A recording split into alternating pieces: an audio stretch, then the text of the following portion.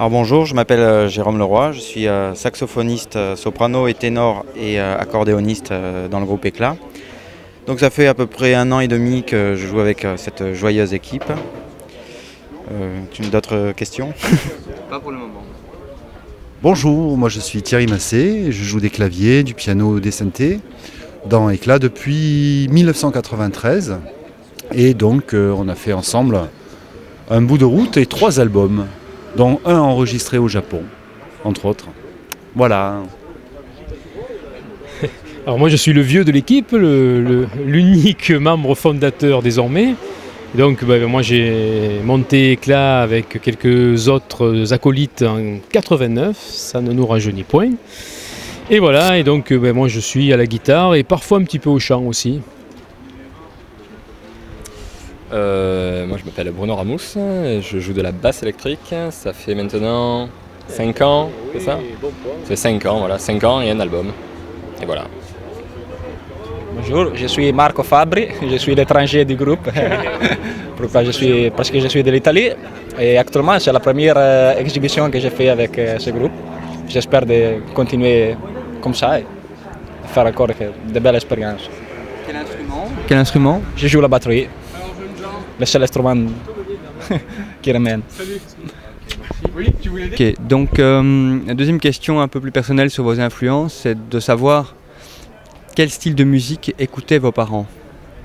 Oula, alors mes parents écoutaient essentiellement la radio, donc dans les années 60. Ils passaient des choses bien déjà malgré tout. Je me souviens d'avoir entendu plusieurs fois Nuages de Django Reinhardt, ce qui leur plaisait beaucoup. Un peu de Sidney Bechet aussi. Et pas mal de choses de variété qui passaient à cette époque. Dario Moreno, Dalida, qui avait encore des trucs comme ça, quoi. Est-ce que vous avez décidé de jouer de la musique progressive? Est-ce que vous aviez conscience en créant votre groupe du style qui allait en être? Et comment vous positionnez-vous par rapport à la musique progressive aujourd'hui? Alors en réalité, quand on a monté, à l'origine le groupe s'appelait Éclat de Verre, donc en 89, nous on qualifiait ce qu'on faisait de poésie rock.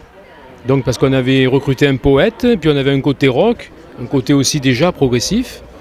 Et puis finalement, de fil en aiguille, on est arrivé à une musique plus élaborée et qui s'est trouvée dans le giron du progressif, parce qu'on a rencontré tous les gens qui étaient déjà dans ce courant, on va dire, surtout les fanzines de l'époque, plus le label Muséa de Bernard Gueffier.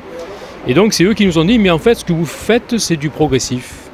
Alors on a dit effectivement ça peut rentrer dans cette catégorie si on considère que, surtout en ce qui me concerne, j'ai énormément écouté, enfin, il y a quelques années évidemment de ça, Yes, Genesis, les Floyd, et surtout Crimson, évidemment par-dessus tout Zappa, mais qui a une place un peu à part quand même.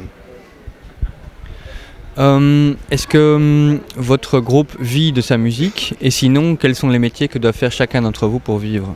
Alors, je vais répondre aussi à ça. En fait, nous vivons presque tous de musique, mais par contre pas d'éclat, bien entendu. En ce qui me concerne, je joue aussi d'autres choses. On fait même avec Thierry, donc, on est ensemble sur pas mal de projets. On fait même de l'opérette marseillaise, et ça marche très fort. Opérette rock marseillaise. Voilà. Opérette rock avec des tendances un petit peu progressives aussi dans les morceaux. Il y a un peu de tout, quoi. Il y a un peu de tout, mais surtout c'est très populaire et ça fonctionne. Alors que malheureusement le progressif n'est pas très populaire. Pour donner un exemple, on a joué l'opérette la semaine dernière. On a fait 4 fois une salle de 800 places, sold out, pleine. Donc. Pourquoi la musique progressive n'a pas de succès? Alors là, je ne saurais pas le dire. Alors, je suppose quand même qu'il y a une part de désistement des médias traditionnels. Donc, parce que mis à part les fanzines, la plupart des journaux qui parlent de musique ne parlent pas de progressif. Pour la plupart des gens, c'est synonyme de passé. Et donc, on tient un discours là-dessus en disant le progressif, c'était la musique d'il y a 30 ans, donc ça ne devrait plus exister. Pourquoi vous faites ça ? Et les mêmes vont écouter du jazz des années 40 ou de la musique classique. Alors il y a une espèce de ségrégation, quoi. Le progressif, lui, n'aurait plus le droit d'exister. Voilà.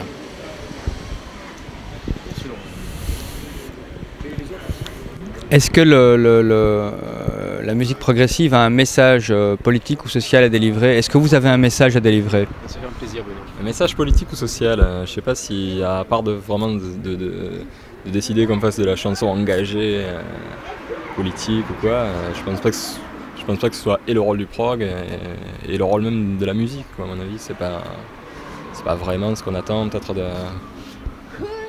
de la musique progressive, quoi. J'ai jamais... à ma connaissance, je connais pas de groupe de prog qui ait fait ce genre de musique, quoi, de la musique engagée, politique ou quoi que ce soit. Vous disiez la musique n'a pas ce rôle, la culture n'a pas le rôle de faire passer des idées politiques?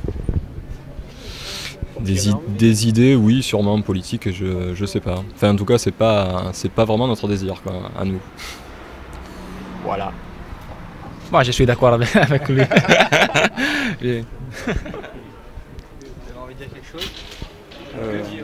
Déjà, vous remercier. Oui, merci à vous tous. C'est vrai que voilà, de dire quand même qu'on est vraiment très content d'être ici parce que justement on parlait tout à l'heure du progressif qui est une musique qui n'a pas tellement le vent en poupe, mais heureusement il y a quand même des endroits comme le Spirit et d'autres festivals aussi où quand même ça existe. C'est déjà beau. Et vous avez l'impression qu'en 30 ans le progressif a beaucoup progressé? Alors nous, on fait partie des gens qui avons envie que le progressif progresse. Alors on a parfois des débats amicaux avec d'autres groupes ou d'autres personnes qui nous disent le progressif, ce sont les années 70, et donc il y a des références très précises. Alors il faut avoir le mélotron, il faut avoir l'orgamon, il faut avoir ceci, il faut avoir cela, et jouer dans la lignée des pionniers.